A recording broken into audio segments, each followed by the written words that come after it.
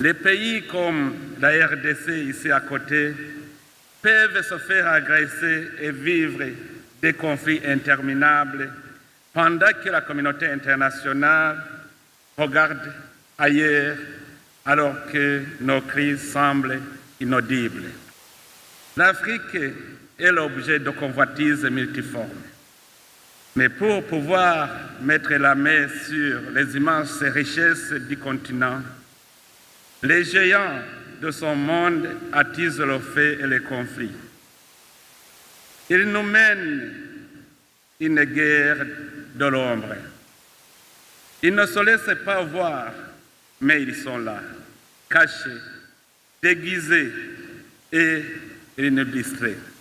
Vous verrez que les pays qui ont démontré leur capacité de se développer, ce sont les pays qui ont été cibles de destruction. La Somalie était la grande puissance en Afrique. La Libye était une grande puissance en Afrique. Mais vous avez vu comment ces pays ont été détruits. Et les médias nous disent que c'est normal, que le peuple est en colère, que la génération Z exige des changements.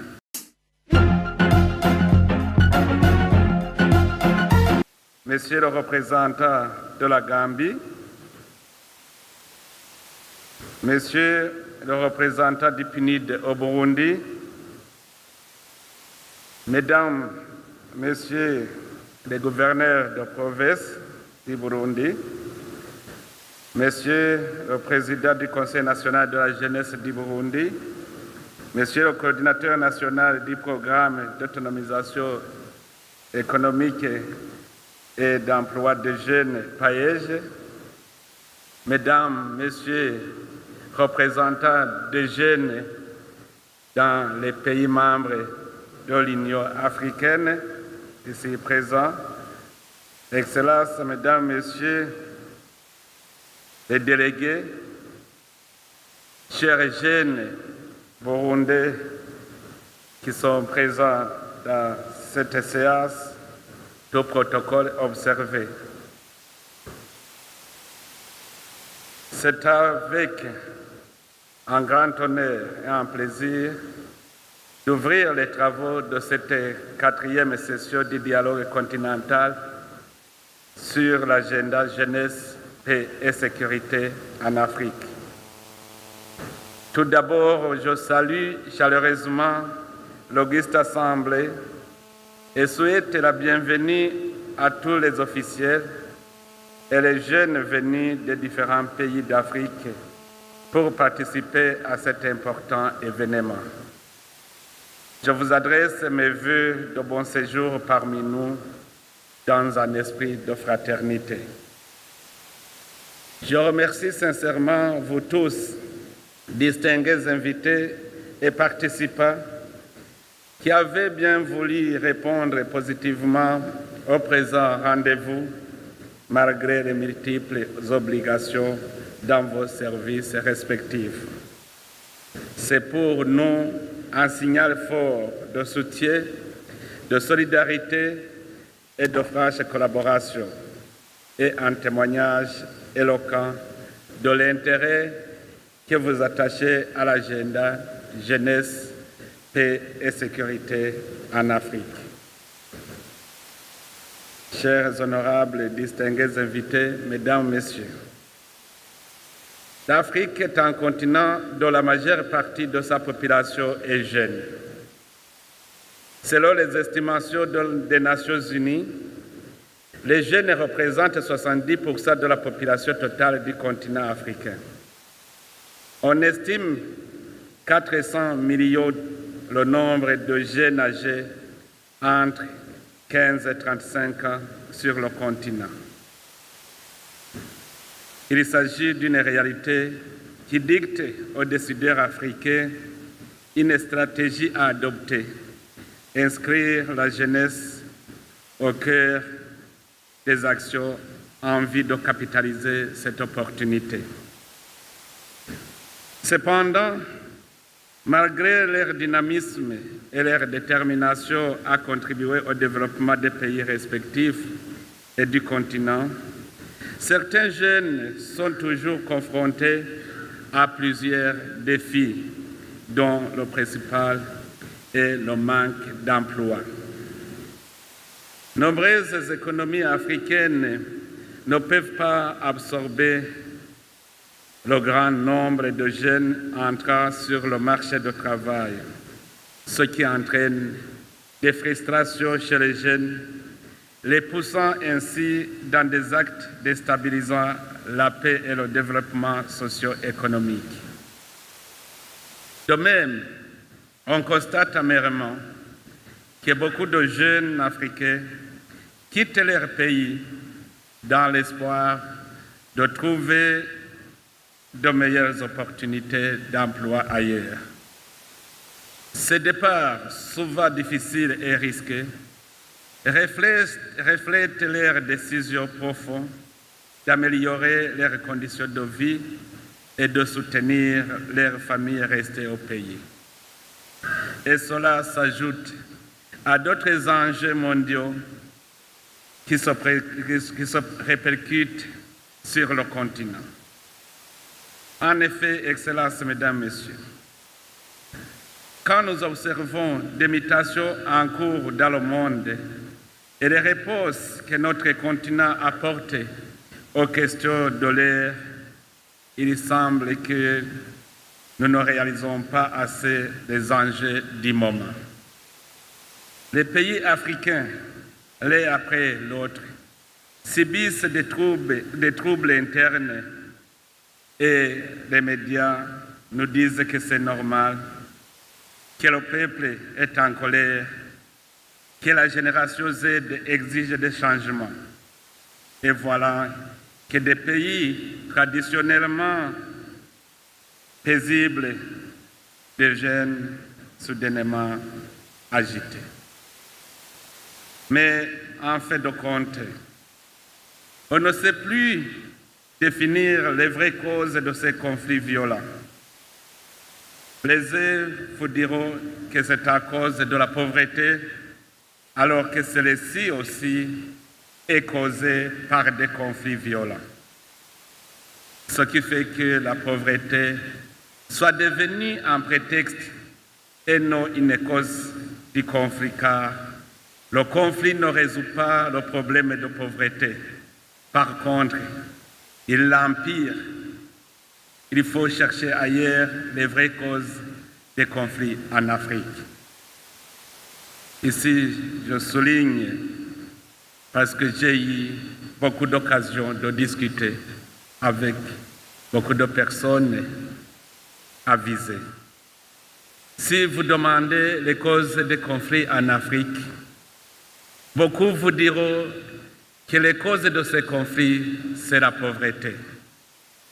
Mais quand vous demandez quelle est cette cause de la pauvreté, il faut vous dire encore que c'est à cause des conflits répétitifs en Afrique.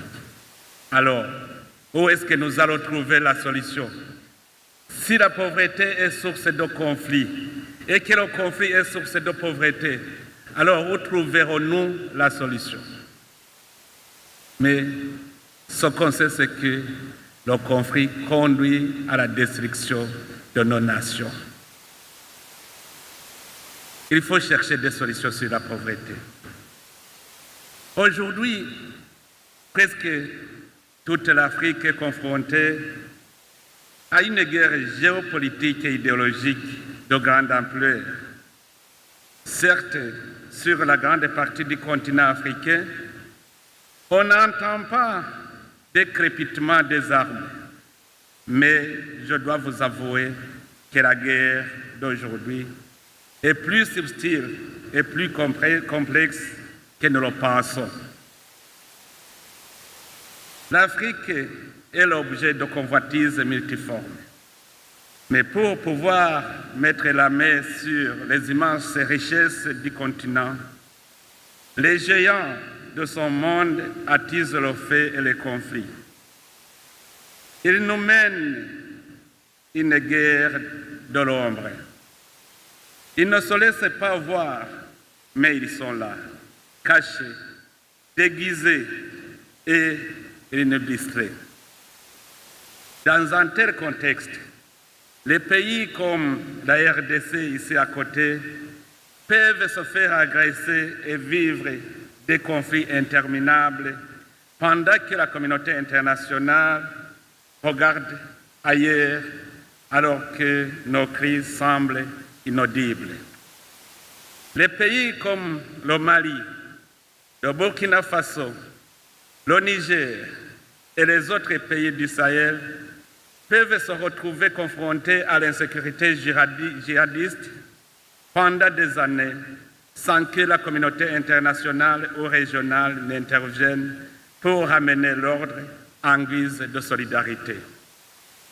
Des soulèvements populaires éclatent dans des pays traditionnellement très paisibles et à la fin, on découvre que l'argent qui était destiné à l'aide au développement a servi à financer le changement des régimes peu favorables aux intérêts des puissants. Des leaders politiques qui pourtant devraient contribuer au maintien de la paix et à la stabilité deviennent des acteurs de destruction de leur pays pour raison d'être au sommet de l'État. Oui, je suis d'avis que ceux qui disent que tout n'est pas rose en Afrique, mais il n'y a aucun problème social, politique ou économique qui ne puisse trouver une solution pacifique. C'est toujours le dialogue qui finit par ramener la paix. Je crois que le Burundi a connu l'une des plus longues guerres civiles d'Afrique, mais c'est le dialogue qui a apporté la solution durable. Il vaut donc mieux commencer par le dialogue que de l'utiliser en dernier recours. Non seulement l'option de la guerre fait reculer le développement de plusieurs décennies, mais aussi le dialogue après la guerre ne ressuscite pas les morts. Même si nous arrivons à une paix par le dialogue, nous regrettons toujours nos morts. Alors, pourquoi accepter de nous entretuer au lieu de s'asseoir ensemble pour dialoguer? Nous avons donc besoin d'une Afrique en paix, mais également d'une Afrique debout et consciente des enjeux géopolitiques et géostratégiques d'aujourd'hui. C'est pour cette raison que nous sommes réunis dans ce dialogue continental pour échanger sur comment éviter des guerres en Afrique en menant un combat contre tout ce qui peut être la cause des conflits en Afrique. Il y a des sujets qui sont évoqués souvent, les sujets de manque de leadership, les sujets de non-exploitation de nos ressources qui causent la pauvreté.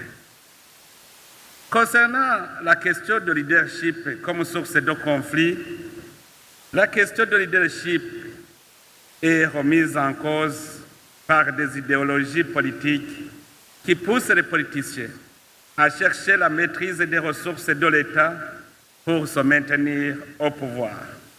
C'est ainsi que certains dirigeants africains sont devenus des profiteurs et non des éclaireurs. Son manque de leadership éclairé a eu des répercussions sur l'intelligentsia africaine. En effet, le système éducatif s'est focalisé à créer des employés et non des personnes clairvoyantes capables de créer un avenir meilleur pour même ceux qui n'ont pas eu la chance de fréquenter l'école.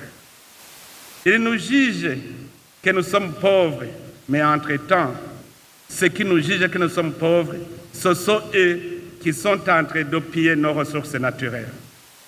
Avec nos ressources, ils créent des richesses qui servent d'appât pour attirer les jeunes à quitter leur pays, pensant que la vie meilleure se trouve dans ce pays. On prend nos ressources, on va les transformer, on donne l'emploi à leur jeunesse et on nous attire pour aller là-bas. Pourquoi? Parce que si nous y allons, la main-d'œuvre devient moins chère.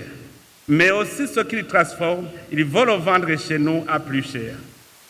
Pourquoi alors nous, puisque nous avons étudié, nous ne pouvons pas transformer ces ressources pour en faire les vendre chez eux? C'est possible, mais c'est une décision. Parce que ceux-là même qui veulent qu'on les donne nos ressources naturelles, ce sont eux qui nous incitent à la corruption et à la malversation économique. Ils traitent nos dirigeants. Vous verrez qu'en dirigeant nos corruptibles, il est mal vu par certaines puissances. Vous verrez que les pays qui ont démontré leur capacité de se développer, ce sont les pays qui ont été cibles de destruction. La Somalie était la grande puissance en Afrique. La Libye était une grande puissance en Afrique.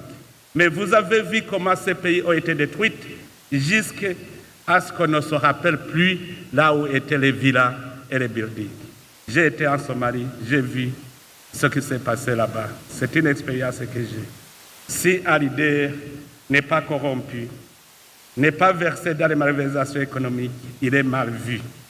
Parce que c'est lui qui bloque le développement de ces grandes puissances.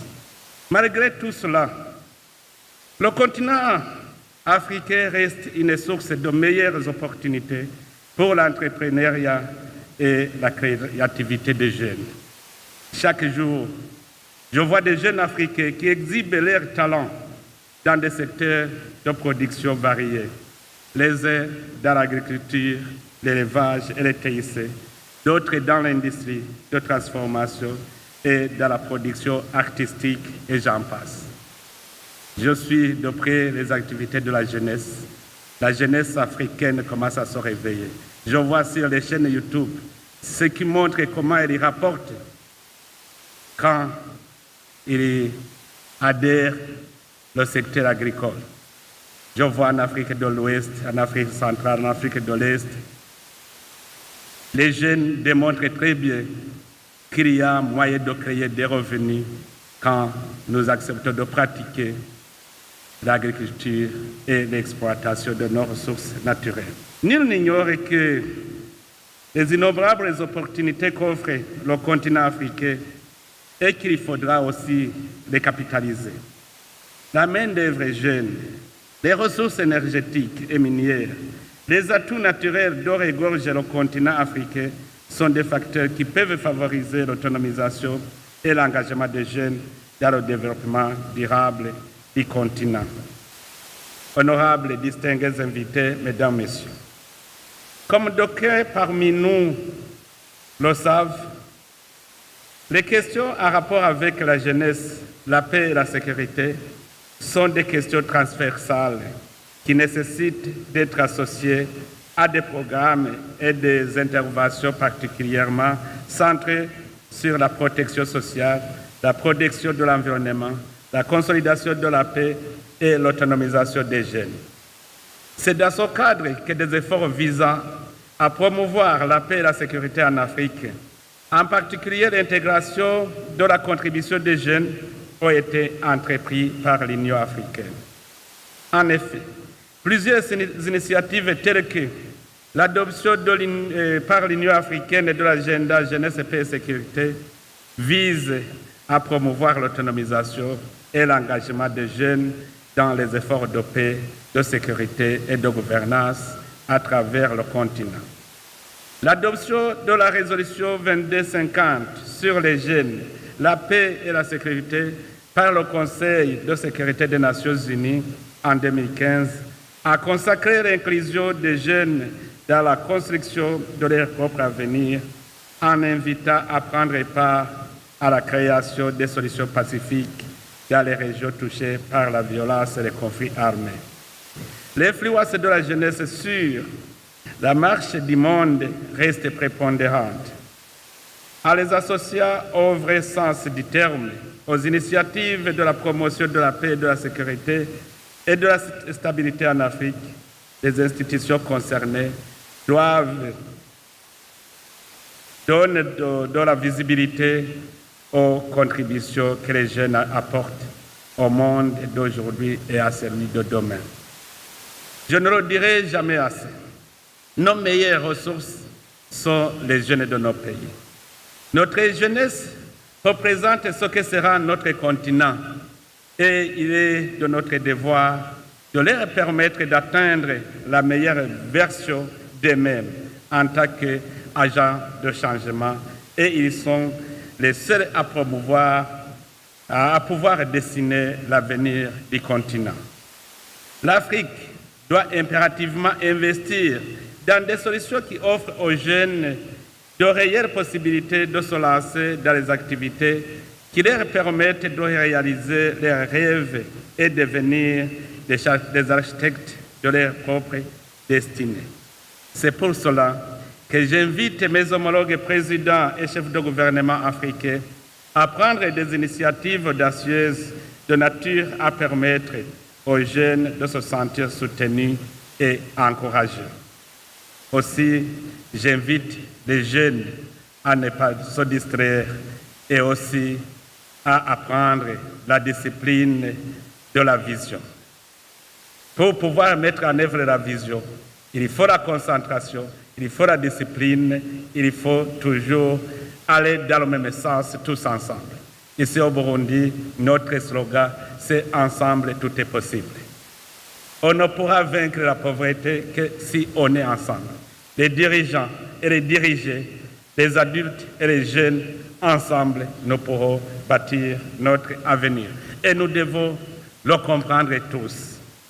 Les systèmes agroalimentaires et les chaînes de valeur minières sont des secteurs clés pour booster l'économie africaine. Ils offrent des opportunités pour les jeunes de créer des emplois. Je l'ai dit, maintenant, plus de 5 000 jeunes sont employés dans le secteur minier. Ces programmes peuvent aussi offrir des opportunités de développer des entreprises et de contribuer au développement des pays ainsi qu'à leur autonomisation. Cependant, ces secteurs sont également confrontés à des défis importants tels que la dégradation de l'environnement, la course des grandes puissances qui veulent exploiter les minéraux et les exporter à l'état brut. Honorables et distingués invités, Mesdames, Messieurs, en concluant, je voudrais réitérer notre vœu le plus cher, que ces assises restent une meilleure opportunité d'échange, d'ouverture et de prise de conscience des enjeux du moment. Ici, dans ces assises, vous aurez l'occasion de discuter et d'échanger l'expérience. Mais d'ores et déjà, il faut nous-mêmes nous focaliser sur la question de paix et de stabilité. Si nous n'acceptons pas de se faire violence pour résister à cette pauvreté et commencer à travailler, toujours on sera dans le cercle vicieux de destruction et le développement ne sera pas possible dans nos États. Il est temps qu'on se fasse violence, qu'on voit ensemble l'avenir et c'est nous-mêmes qui devons le créer. En ma qualité de champion de l'agenda jeunesse, paix et sécurité de l'Union africaine, je désire profondément que ces échanges contribuent à la réalisation de notre aspiration d'intégrer les jeunes dans la construction de la paix, de la sécurité en Afrique et voir les jeunes africains prendre en main leur développement économique par la création d'entreprises et la valorisation des produits africains et de prendre leur destin en main pour devenir des architectes de l'avenir. C'est à ce prix que nous parviendrons à l'édification d'une Afrique sûre et stable, une Afrique prospère, intégrée, unie, une Afrique où il fait bon vivre.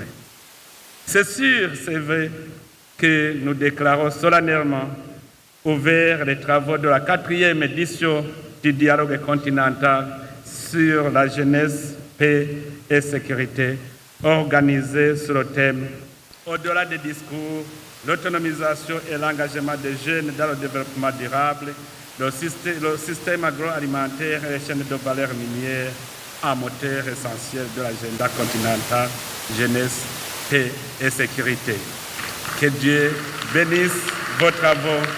Je vous remercie de votre aimable attention.